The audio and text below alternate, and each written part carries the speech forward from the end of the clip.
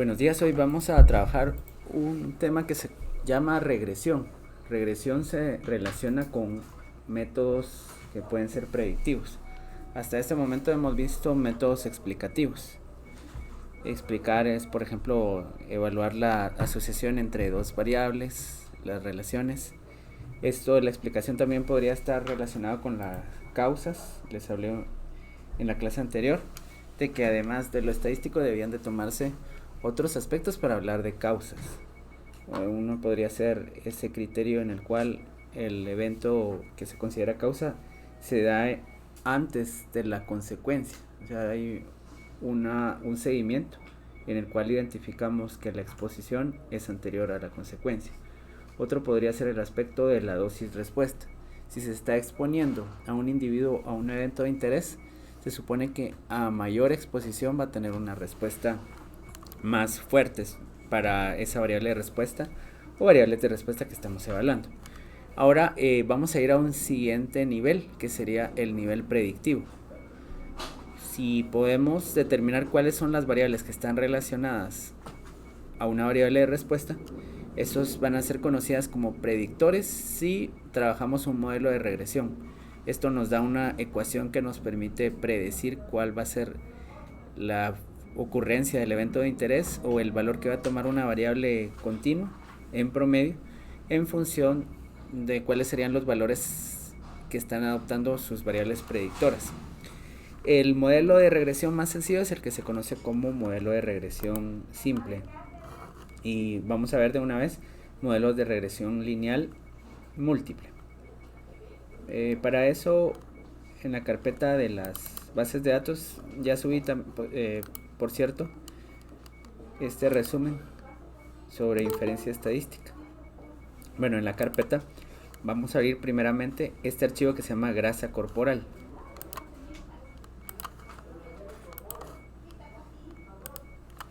Entonces voy a abrir este de grasa corporal. Para medir la grasa corporal, el método que se considera muy exacto es el de los pliegues, la medición de los pliegues cutáneos. Eso requiere que se disponga de un lugar en el cual haya suficiente espacio para tomar esos pliegues, para que la persona se quite parte de su ropa, y que el investigador o la persona que toma estos pliegues sea una persona experimentada. No solo en tomar los pliegues, sino que tenga una comunicación buena con el paciente para que no haya problemas por esto que les comentaba, que el paciente en cierta manera se debe de desvestir. Por otro lado, se requiere también para los pliegues cutáneos que esas valoraciones se ingresen a una ecuación. Una forma más sencilla pero menos exacta de hacerlo es a través de las balanzas de bioimpedancia. ¿Sí? Disculpe, es que me está mencionando que no escuchan. Ok.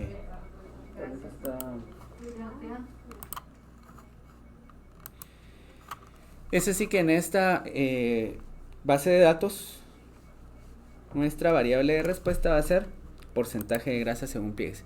En este estudio, que son aproximadamente 150 personas, se les hizo una medición simultánea de grasa cutánea según pliegues y de grasa cutánea según bioimpedancia. Pero adicionalmente se tomaron en cuenta otras variables: el sexo, la edad, el índice de masa corporal como posibles predictores. Entonces, lo que voy a hacer es, en primer lugar, revisar cuál es la relación que hay entre estas dos variables. Pero para ello voy a usar un análisis que se conoce como Bland-Allman. Vamos a buscarlo por acá.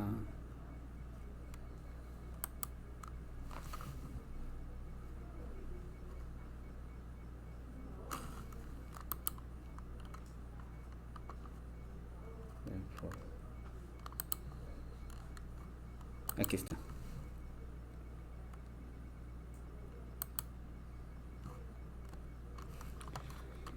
Este análisis sirve para evaluar la concordancia entre dos mediciones que se supone que están midiendo lo mismo. Por ejemplo, porcentaje de grasa según pliegues y porcentajes de grasa según bioimpedancia.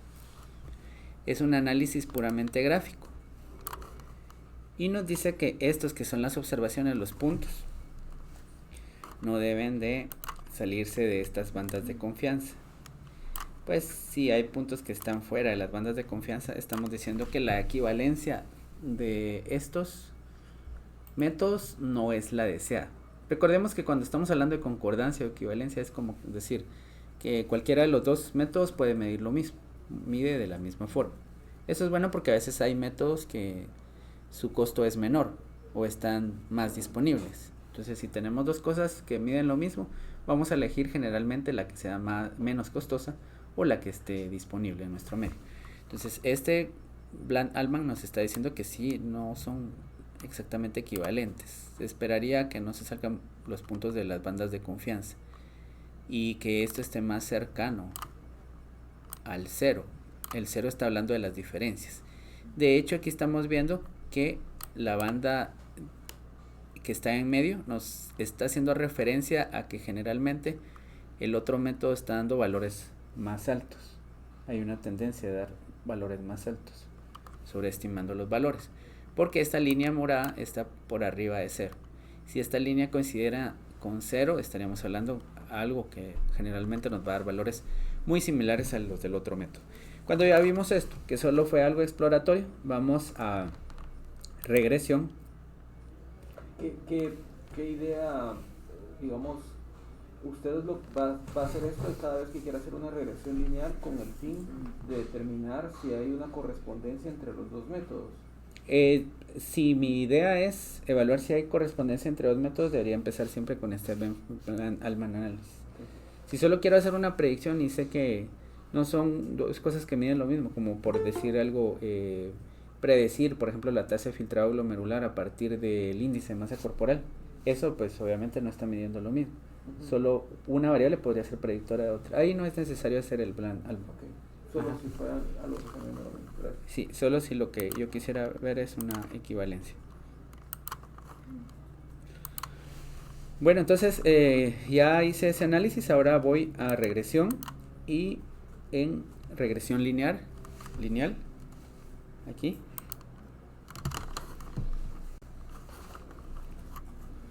Voy a poner como variable dependiente el porcentaje de grasa según pliegues. Aquí no estamos hablando de una relación simétrica como veníamos diciendo en la correlación, porque aquí una variable sí se considera dependiente. Entonces no es lo mismo poner la grasa o bioimpedancia como dependiente que los pliegues. De todos modos, recordemos que siempre la dependiente va a ser la que queremos predecir. Queremos ya no hacer pliegues, sino que simplemente subir al paciente a una balanza de bioimpedancia y predecir qué porcentaje de grasa me estaría dando con una corrección. Entonces, aquí voy a agregar los factores, que sería el sexo, es la única variable categórica que tengo por acá. En factores serían variables categóricas. En covariates irían las variables numéricas. Y para estas voy a elegir la edad y el índice de masa corporal. ¿Por qué no elijo el peso y la talla? Porque esas variables ya están dentro del índice de masa corporal. Si las incluyo, estamos hablando de un fenómeno que se conoce como multicolinealidad, donde tengo variables que están inflando, por decirlo así, la varianza. Y lo importante es que lo que explica uno ya la está explicando otro. Además, estamos volviendo más complejo el modelo. Entonces ya tenemos aquí las variables.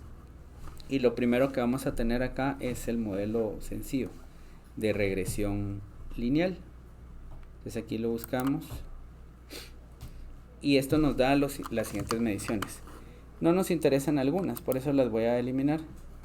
Y para eso me voy aquí a lo que se conoce como model fit. Esto no me interesa, pero esto sí, y esto también me va a interesar. Esto. Veamos las más sencillas de utilizar. Esta, que es el R cuadrado, es un estadístico de bondad de ajuste. Nos dice cuál es la capacidad predictiva del modelo en cierta manera. Esto nos está diciendo el porcentaje de varianza o variabilidad de los datos que está explicando el modelo. Mientras más variabilidad explique, el modelo es mejor como modelo predictivo. Eso quiere decir que debería acercarse a 1. Está entre 0 y 1. Si está más cercano a 0, entonces es un modelo que tiene una capacidad predictiva débil, ¿verdad? O nula. Y este tiene entonces una capacidad predictiva hasta cierta manera buena, un punto 70. Con las variables que tengo aquí, yo puedo predecir una cierta cantidad, tengo una capacidad predictiva buena. Si yo fuera quitando algunas de esas variables que están aquí, por ejemplo, elimino la variable edad, vamos a ver qué pasa con el r cuadrado. Está en punto 70. Ahora disminuyó. El tener más r cuadrados significa muchas veces, desde el punto de vista estadístico, elegir las variables que son predictoras. Mientras más variables que estén relacionadas al evento de interés tengamos, el r cuadrado podría aumentar. Si yo elimino, por ejemplo, el índice de masa corporal,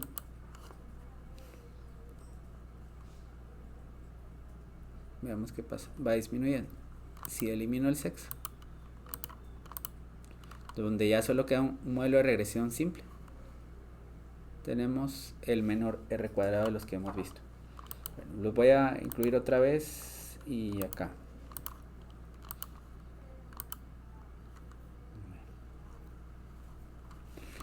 Entonces voy a tener ya este r cuadrado de punto 70, que es el mejor que puedo tener de los que he visto. Y aquí está el modelo. El modelo tiene valores P. Los valores P me dicen si estas variables son predictoras significativas. Lo que está evaluando aquí son las pendientes de estas variables cuando estamos hablando de una ecuación de la recta. Las pendientes deben de ser significativamente diferentes de 0. Y eso se ve a través del rechazo de una hipótesis nula. Aquí se está rechazando la hipótesis nula. ¿Sí? Entonces, esto viene de lo siguiente. Lo voy a explicar lo más sencillo que se puede. Si tengo aquí una ecuación de la recta, esta es una ecuación de la recta, de la forma y es igual a x más b. Este b es el punto de donde parte mi ecuación. Este sería el valor de b que está acá. Okay. Luego, a es la pendiente, lo que está de aquí para acá. Esta pendiente, como ustedes pueden ver, es diferente de 0, porque si la pendiente fuera igual a 0, estaríamos viendo una línea recta. Eso es lo que nos está diciendo. Y es la variable que se está prediciendo y x es la variable predictora. Si la relación entre x y y en una ecuación de la recta me da una línea recta, o sea una pendiente igual a 0, la variable no se considera predictora. Entonces acá tenemos que el porcentaje de grasa según bioimpedancia es predictora. La edad también. El índice de masa corporal está cercano a la significancia. Y el sexo es también predictor. Esto tiene una ecuación que aparece acá. ¿Y para qué nos sirve la ecuación? Para predecir. Ahí ya está. El valor promedio de y está dado por un intercepto que es una constante y ese tiene el valor de 6.1. Voy a usar solo un decimal por cuestiones de que sea más sencillo esto. Aquí está, ese es el estimado. Más el porcentaje de grasa según bioimpedancia, le voy a poner bioimpedancia una B por este valor que está acá, que es punto 4, lo voy a poner. Punto 4 por B. Esto, voy a ver esto. Más este otro coeficiente es punto 1 por edad, por el valor que tome la edad. Esto más punto 3 por el índice de masa corporal. Entonces, ¿qué significa esto? Que nosotros podemos ingresar esto a una calculadora, ¿verdad? Entonces esto es, si yo tengo un paciente que es de sexo masculino, por ejemplo, sexo masculino está codificado en mi base de datos como 1. Ah, todavía falta el sexo. Menos 6.2 por sexo.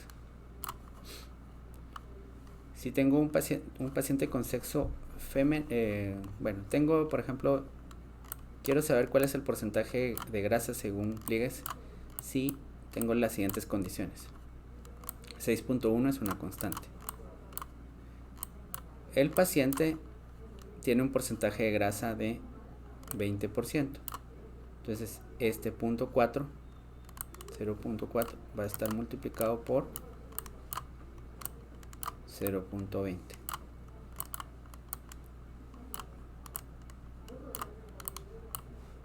Bueno, ahí se va construyendo la ecuación. El paciente tiene una edad de 30 años, por ejemplo. Entonces, esto es 0.1 por 30 años.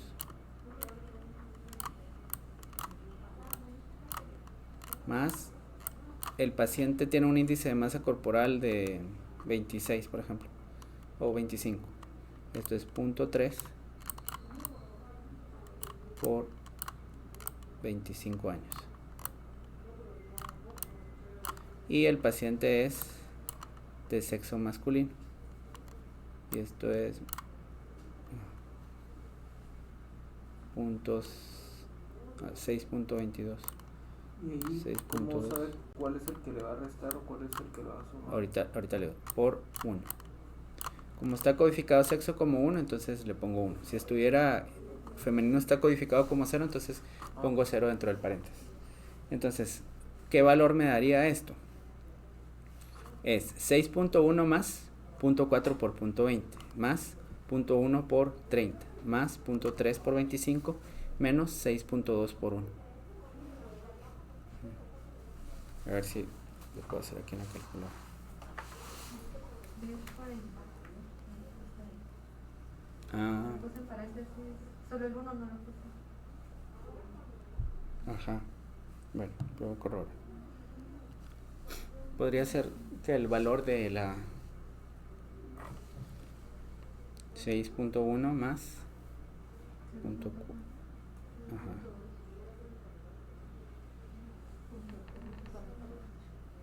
punto 4 por qué dice ahí por eso está malo, es 20, ajá. Punto 4 por 20. No es punto 20. No, por eso no le salió así, perdón. Más, Sí se escribe el porcentaje entonces. sí, se escribe el porcentaje, ajá, más 0.1 por 30 más 0.3 por 25 más o menos 6.2. ¿Cuánto daría?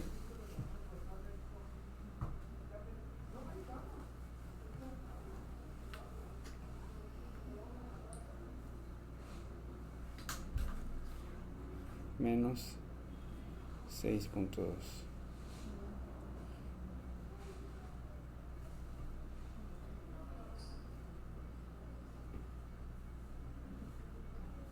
¿Alguien ya lo tiene, no? 18.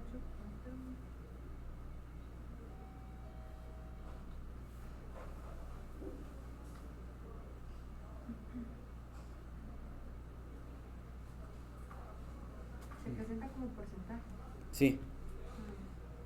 Yo lo tengo como, a mí sale 73.3. Bueno, lo voy a hacer con Excel para que esté más fácil. ¿Cuándo lo tengo? Sí, no puede ser. 19.4 daría. 29.4. 19. 19.4. A mí me salió 19 con el punto 20. O sea, esta con la ya la regué con el 20%, 18 más. No, pero no es por ciento, 20. 20 por punto 2 es 8. 8 más 6.1 son 14. 20 por punto 4 era. Por punto 4. 6. El intercepto, el estimado. Bueno, ahorita lo voy a hacer. Vamos aquí. El intercepto es 6.1 más el porcentaje de grasa que tenía el paciente era de 20% multiplicado por 0.4. Muy bien. Bueno, más la edad del paciente, que era 0.1 multiplicado por, le había dicho 25 años, ¿verdad? Más 30, Tenía 30. había dicho 30. Ajá. 30. Ah, bueno, 30 años. Más el índice de masa corporal, que es 0.3 por, ese era 25, ¿verdad? Más o menos 6, 6.2, 18.4. Está bien, gracias. Entonces, si el porcentaje de grasa según la balanza me dio 20, con todas estas características, los pliegues en promedio me darían 18.4. Por eso dice en promedio, porque es la esperanza, es lo más probable, no es de que nos va a dar un solo valor, el valor exacto. Bien, entonces ahorita ya podemos avanzar con esto. Ahí vemos cómo se utilizan las ecuaciones. Las ecuaciones son más o menos complejas dependiendo del modelo con el que se está trabajando. Si es una regresión logística, la ecuación es más compleja. Pero vayamos rápidamente a ver lo que se conoce como los bloques. Aquí están los bloques. Yo puedo ir comparando diferentes modelos, porque alguien me podría decir, pero ¿será que si hago ciertas combinaciones de variables, esa será una mejor estrategia? Y sí, puede ser. Entonces, lo que voy a hacer es lo siguiente. Voy a hacer la regresión por bloques.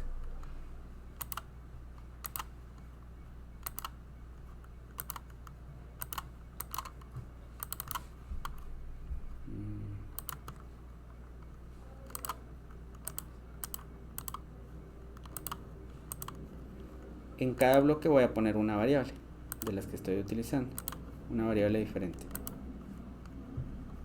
Finalmente en este bloque voy a poner la variable sexo, o esta la voy a poner por acá.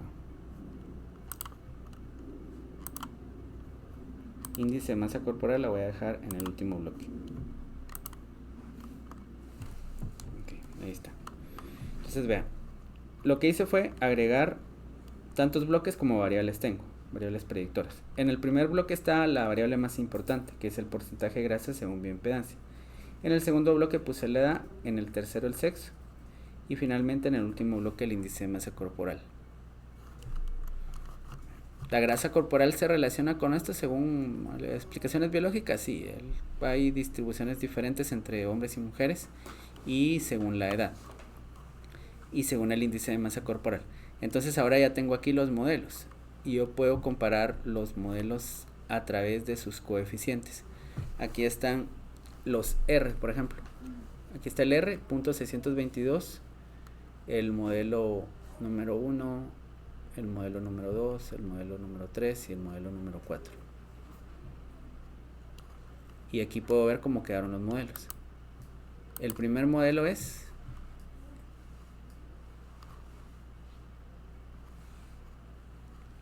Vamos a ver.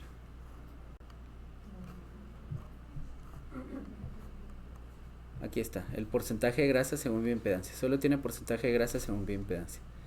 El modelo número 2 tiene porcentaje y edad. El modelo número 3 tiene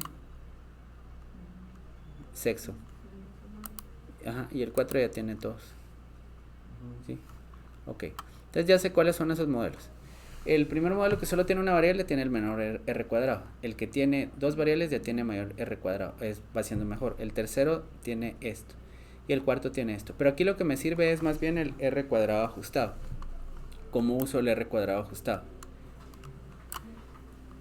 En el momento que yo tengo menos variables, si yo tengo dos modelos, uno que tiene dos variables y uno que tiene uno, si el modelo que tiene dos variables es peor que el modelo que tiene una variable, su R cuadrado debería ser más pequeño. O sea, yo tengo el modelo A. El modelo A tiene dos variables y el modelo B tiene solo una variable.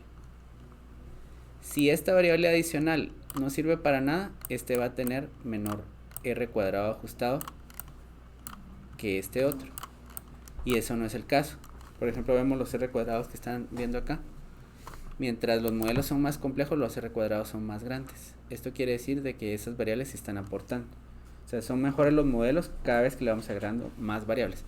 O ninguna de las variables que hemos agregado la podemos desechar porque todas están explicando algo. Entonces ahí ya está el R cuadrado. Además está los criterios de Akaike y Bayesian. ¿Cómo se utilizan estos? Estos solo nos están hablando de la pérdida de información que tiene cada modelo, por decirlo así. Entonces, ¿cuál tiene mayor pérdida de información? El modelo 1. Porque tiene el A y C más grande, ¿verdad? Y el bayesiano es lo mismo. Aquí lo que buscamos es el A y C o el B y C más pequeño. Y el más pequeño es el que tiene las 4 variables. Este es el que son los dos modelos que tienen menor pérdida de información. A excepción de lo siguiente, aquí vemos una diferencia. Este que está acá, ¿verdad? Aquí nos dice que el mejor modelo es este, según el criterio bayesiano. Porque tiene el menor B y C. Ah, bueno, entonces esto me alerta para que yo pruebe con estos dos modelos. Voy a revisar estos dos modelos que posiblemente son los que podrían ser la mejor explicación. Adicionalmente hay otro aspecto. Se conoce como parsimonia. La parsimonia nos dice que si hay dos formas de explicar lo mismo, la forma más sencilla es la mejor, ¿verdad? Es exacto. Bueno, la cuestión es que aquí entonces uno puede elegir por parsimonia el modelo 3, que solo tiene 3 variables y no el 4, ¿verdad? Se acerca mucho al R. Sí, los R cuadrados, si se dan cuenta, de todos modos son muy similares. El cambio que hay de este a este no es tan grande como es más grande que el que hay de este a este, ¿verdad? Podemos sacrificar una capacidad explicativa teniendo un modelo más sencillo. Solo en el hecho de estar haciendo los cálculos con la ecuación se dan cuenta que una cosa es más sencilla que la otra, ¿verdad? Porque es un término menos que se está considerando. Pero no solo es hacer los cálculos. De hecho están lo que se conocen como supuestos y ahorita los vamos a ver. Los supuestos de la regresión los podemos ver acá y esto los voy a anotar en esto que está por acá, en mi resumen. No voy a mencionar todos los supuestos, pero aquí voy a mencionar algunos. Un supuesto es: los residuales se distribuyen de forma normal.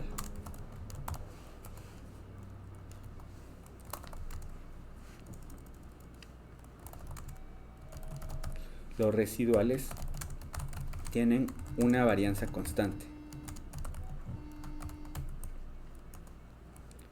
Hay independencia entre una y otra observación. Esto quiere decir que los datos no están correlacionados. Por ejemplo, pensemos en un ejemplo de datos correlacionados. La cantidad de, cuando estamos hablando, por ejemplo, de las estadísticas del coronavirus o de cualquier epidemia, la cantidad de casos acumulados que hay hasta el día de hoy depende de los casos que habían ayer. Esos son datos que están correlacionados. En cambio, estos datos son independientes, los que se deben de usar en una regresión lineal. Y aquí hay, estos son muy importantes. ¿Qué otros tenemos? Ah, sí, la ausencia de multicolinealidad. Entonces, para esto vamos a usar siempre el test de Shapiro, Wilks. Para esto vamos a usar un test que se llama así.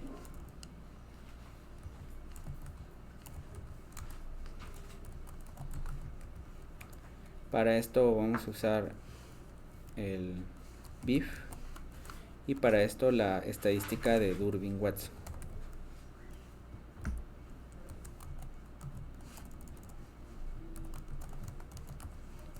Todas esas estadísticas. Esto se va a ver acá. Estos serían los supuestos de la regresión. Esto se va a ver todo en este módulo. El test de autocorrelación, la multicolinealidad, los test de normalidad, los residuos, los gráficos de residuos también. Y otra cosa importante que no precisamente es un supuesto, pero son cosas que deberían de tomarse en cuenta, es la ausencia de valores influyentes. Y estos son valores atípicos influyentes. Bueno, vamos a verlo. Vamos a ver estos 4 aspectos. Esto tal vez lo que nos presenta Jamovi no está tan bien desarrollado por ahora para poder evaluar los valores atípicos influyentes. Entonces veamos el modelo número, aquí yo elijo, vean los modelos, el modelo que yo quiero probar. Voy a elegir el modelo número 3 o el 4 está bien, el más complejo. Aquí están sus valores de estimado, ya sabemos para qué sirve el estimado. Ese es el error estándar, es con qué precisión se pudo estimar este coeficiente. Si el valor es más grande, la estimación fue menos precisa. Luego tenemos entonces acá los test. El primer test es este. Estos son los residuales. ¿Y qué son los residuales? Cuando tenemos una ecuación de la recta para un modelo de regresión, nosotros de primero podemos hacer una correlación. Vemos que estas variables están correlacionadas, ¿sí? Pero cuando hacemos un modelo de regresión, hacemos un modelo matemático de una línea recta, por ejemplo, para este caso, donde todos los puntos no caen en esa línea recta. La distancia que hay entre los puntos, que son las observaciones, y el modelo matemático teórico, se llaman residuales. Entonces, si tengo aquí otros valores, esos son los residuales. Los errores o las diferencias entre el valor observado y el valor predicho. Entonces aquí queremos ver la normalidad de estos residuales. Y aquí está la normalidad de los residuales. Más o menos tiene una distribución normal. Tiene algunas desviaciones. Estos son valores que podrían ser atípicos y podrían ser influyentes en la recta de regresión. Este que está acá ahora. Por estos valores podría ser que la capacidad predictiva no sea más buena, no sea tan buena. Si eliminamos estos valores, solo es una idea, no es de que se tengan que hacer, ¿verdad? De primero hay que revisar si esos valores tienen mediciones correctas y todo eso. Pero si quitamos esto, posiblemente el R cuadrado aumente, ¿no? Porque los valores tienen en principio, cumplen con un principio importante que es la normalidad. Bueno, eso sería lo primero. Adicionalmente, yo ya les expliqué a qué nos referimos con el test de Shapiro-Wilk, y este está por acá.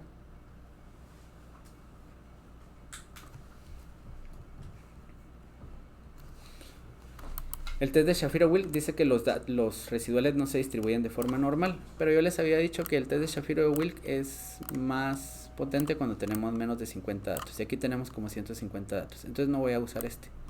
Voy a usar mejor Kolmogorov-Smirnov o Anderson-Darling, cualquiera de los dos. Y este llega a la conclusión, Kolmogorov-Smirnov, que los datos sí se distribuyen de forma normal.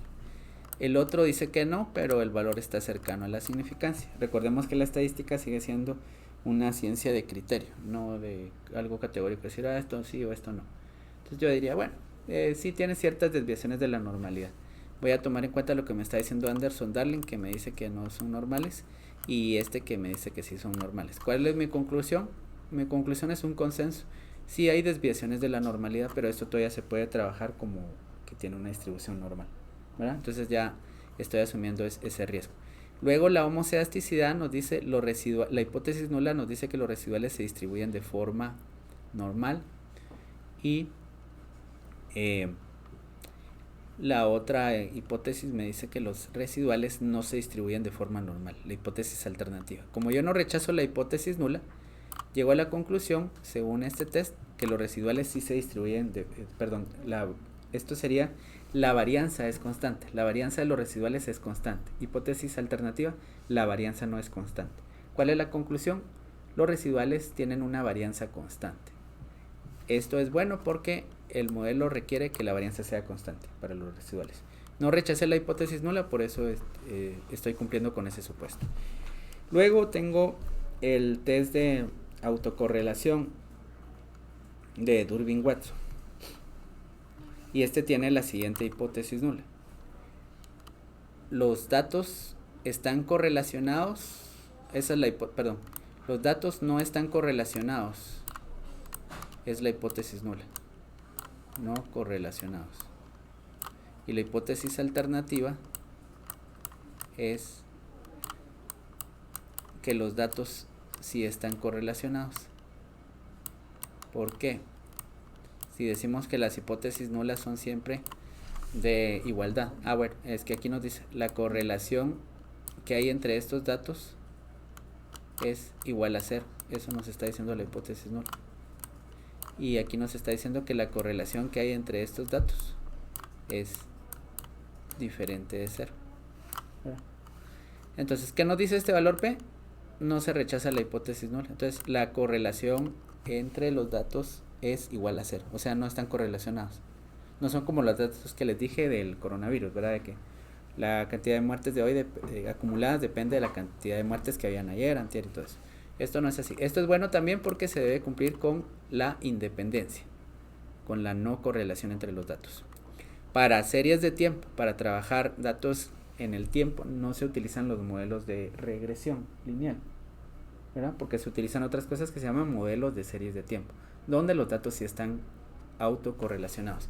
Y finalmente el BIF, que es este que está acá, es la multicolinealidad. Si yo ingreso a un modelo presión arterial sistólica y diastólica, posiblemente me expliquen lo mismo y tengo una multicolinealidad alta. Con que ingrese solo una o la presión arterial media, ya estoy haciendo explicación. En este caso, veamos, dice que el porcentaje de grasa tiene un BIF de 6.25. ¿Cómo se mide la multicolinealidad? Cuando el BIF es mayor a 4. Si tenemos un BIF mayor a 4, estamos diciendo que hay multicolinealidad. Y aquí nos está marcando de una vez en dónde está la multicolinealidad en el porcentaje de grasa. ¿Y por qué? Bueno, pero esta es mi variable más importante. Entonces yo me pregunto, ¿con qué está correlacionado el porcentaje de grasa? ¿Con cuáles de estas variables se les ocurre? ¿Con índice de masa corporal, con sexo o con IMC? IMC, ¿verdad? Entonces, posiblemente el IMC sea otra forma de valorar el porcentaje de grasa.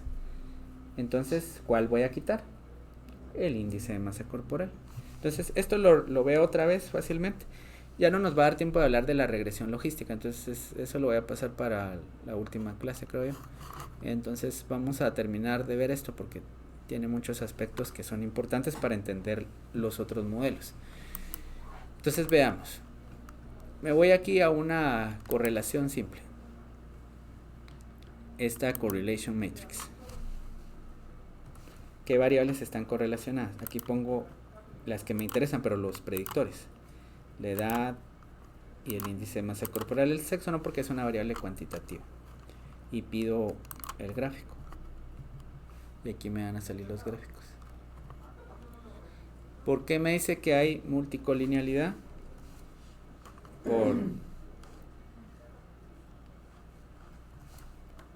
Por esto. Porque vean, entre índice de masa corporal y porcentaje de grasa, según bioimpedancia, hay una correlación bien grande, ¿verdad? Entonces, yo debía haber hecho esto antes de ingresarlo al modelo, pero lo hice de esta manera para explicarles qué era la multicolinealidad. Incluso si aquí marco las correlaciones que hay entre estas variables, aquí me dice la correlación entre índice de masa corporal y porcentaje de grasa según bioimpedancia va a ser de 0.819. Aquí está. Entonces yo también podría pensar, bueno, podría decir, no necesito una balanza de bioimpedancia, con que mida el índice de masa corporal del paciente ya puedo estimar también con este modelo su porcentaje de grasa. Podría ser, esa es una idea. Pero la idea era determinar que si yo tengo la balanza, qué porcentaje de grasa según pliegues me va a dar, tomando en cuenta todas estas variables. Entonces, para finalizar, yo voy a revisar los supuestos del modelo. Recuerden que si yo ya trabajé todo esto, para volverlo a trabajar, solo le tengo que dar doble clic acá para regresar ahí. Entonces ahora veo el modelo 3. El modelo 3 es más sencillo. Yo ya encontré multicolinealidad en el otro. Ahora vamos a ver este. Veamos para el modelo 3 cuáles son sus supuestos. El test de Shapiro-Wilk no lo voy a usar. El Kolmogorov-Smirnov, aquí vean, me dice que los datos, los residuales se distribuyen de forma normal. Y Anderson-Darling también. El no incluir el índice de masa corporal incluso me ayudó con eso. El test de Bruch-Pagan me dice que la varianza de los residuales es constante. Eso también es bueno. El test de Durbin-Watson me dice que los datos no están autocorrelacionados. Y el BIF, vean, ya no tengo ese 6. Ya todo tiene multicolinealidad nula. Esto está bien porque yo tengo solo las variables que me interesan. Entonces, voy a elegir por estas razones, aunque pierdo un poco de explicación porque mi R cuadrado es más pequeño, este de .696 y ya no este. Voy a elegir el modelo número 3, porque el modelo 4 tiene una variable que está causando multicolinealidad. Y si lo que yo quisiera es predecir a través del índice de masa corporal, de hecho en esta investigación se llegó a la conclusión de que si no se tiene una balanza de bioimpedancia, entonces tome el índice de masa corporal para generar una ecuación con estos datos para predecir el porcentaje de grasa que podría tener una persona, ¿verdad? Son todos los hallazgos que se dieron en esto. Veamos cómo estamos de tiempo. Bueno, faltan 15 minutos. Este es el modelo de regresión lineal múltiple. Ahora voy a trabajar con la regresión logística. No voy a tomar en cuenta todos los aspectos que ya revisé aquí y voy a ir a la explicación. Para eso voy a utilizar la base de datos de lactancia materna. Entonces, yo quiero predecir ahora con la regresión logística una variable que es dicotómica, ¿sí? ¿Qué pasa? Lo que quería predecir allá era una variable continua, una variable numérica. Pero si yo quiero predecir una variable categórica, que es sí o no, por ejemplo, vivo o muerto, o tiene desnutrición severa o no la tiene, ahí utilizo la regresión logística. Existen diferentes tipos de regresiones logísticas. Esa se llama binomial porque la respuesta es dicotómica.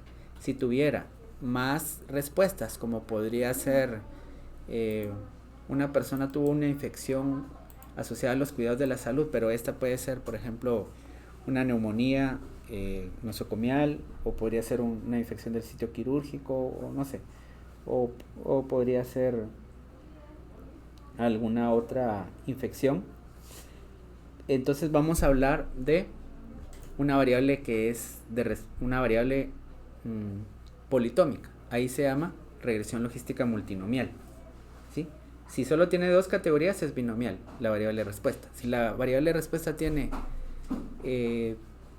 diferentes categorías, por ejemplo, un paciente con pancreatitis va a tener ya sea una complicación infecciosa, una complicación metabólica o una complicación de otro tipo, ahí tenemos más de dos respuestas. Eso se llama regresión logística multinomial. Y si esas respuestas se pueden ordenar, por ejemplo, un paciente según sus características va a presentar una tasa de filtrado que se clasifica según CADIGO, o una falla renal según AKI, en diferentes valores que se pueden ordenar. Ahí estamos hablando de regresión logística ordinal. Entonces existen diferentes regresiones logísticas dependiendo cómo es la variable. Puede ser binomial, multinomial u ordinal. Entonces veamos la más sencilla, la binomial.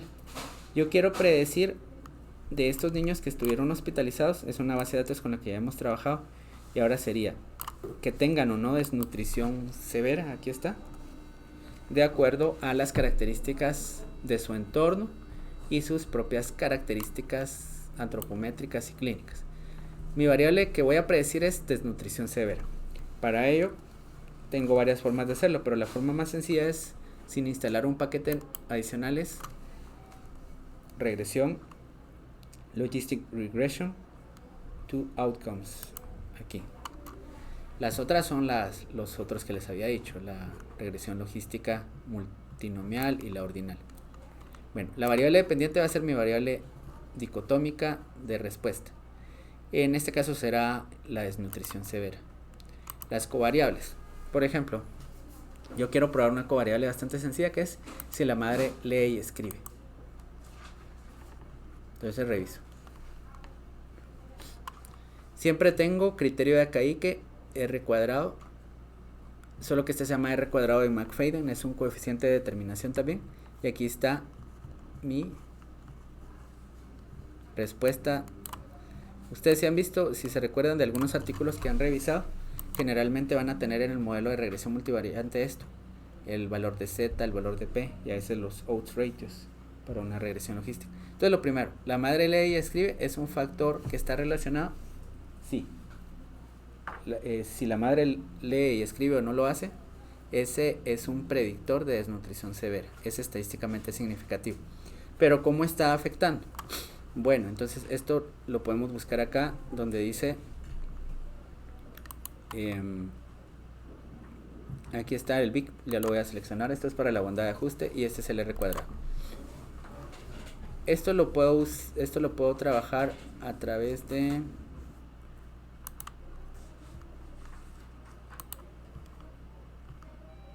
coeficientes del modelo. Aquí está el odds ratio.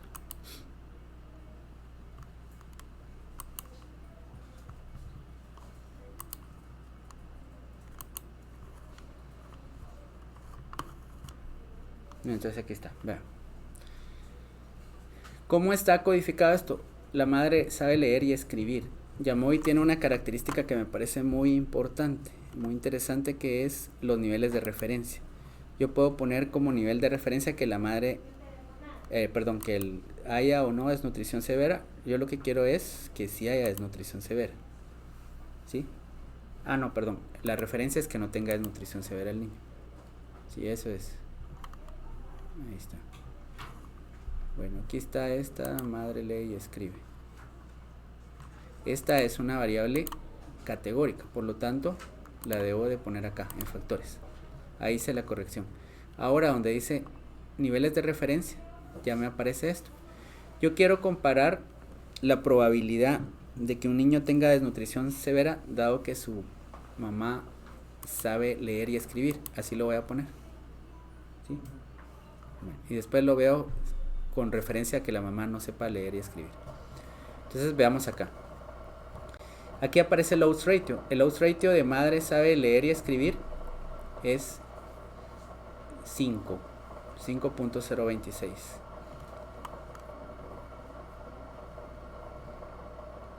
¿Sí?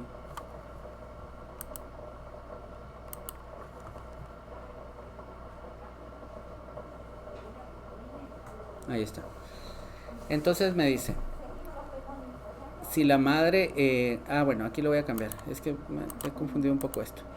Esto sería no y esto sería no. Si la madre no sabe leer y escribir, ¿cuál es la probabilidad de que el niño tenga desnutrición severa? Que no tenga o que sí tenga. Bueno, veamos aquí desde el principio. La madre lee y escribe. No. Bueno, entonces ese sería el nivel de referencia, que la madre no sepa leer y escribir. Aquí está el odds ratio y es menor a 1. Ahora voy a poner como referencia que el niño sí tenga desnutrición severa. Ahí está.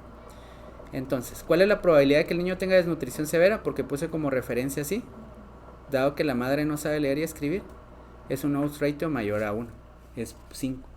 Los niños cuya madre no sabe leer y escribir, aquí lo ven, tienen 5 veces la probabilidad de presentar desnutrición severa en comparación a aquellos niños cuya madre sí sabe leer y escribir. Y aquí lo vemos claramente, porque si ahora yo cambio que la madre sí sepa leer y escribir, esto es un factor protector. ¿Por qué? Porque el odds ratio es ¿qué? Es menor a 1. Ok. Bueno, ahora veamos otras cosas. Voy a agregar una variable adicional. Podría ser aquí la cantidad de embarazos que ha tenido la madre. ¿Será que eso afecta?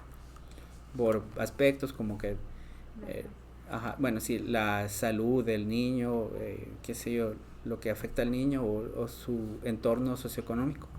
Entonces aquí están las gestas. Y es una variable que está asociada significativamente.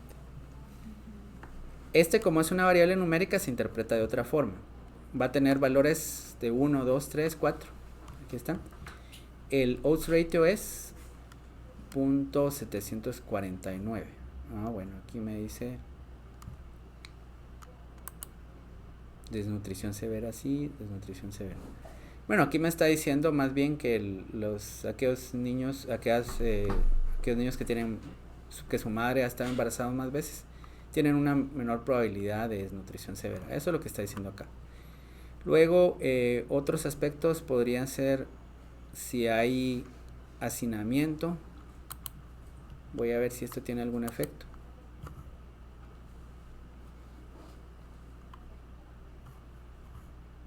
Aquí lo está creando. Este no es significativo y está muy alejado de la significancia, entonces no me sirve para nada.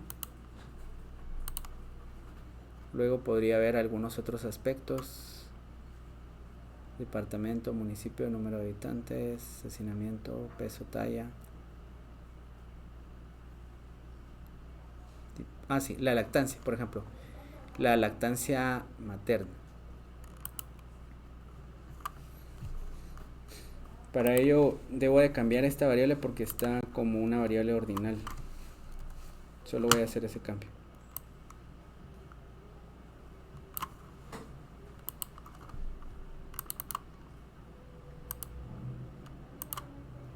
Bueno, entonces voy a agregar esta variable aquí. Tipo de lactancia.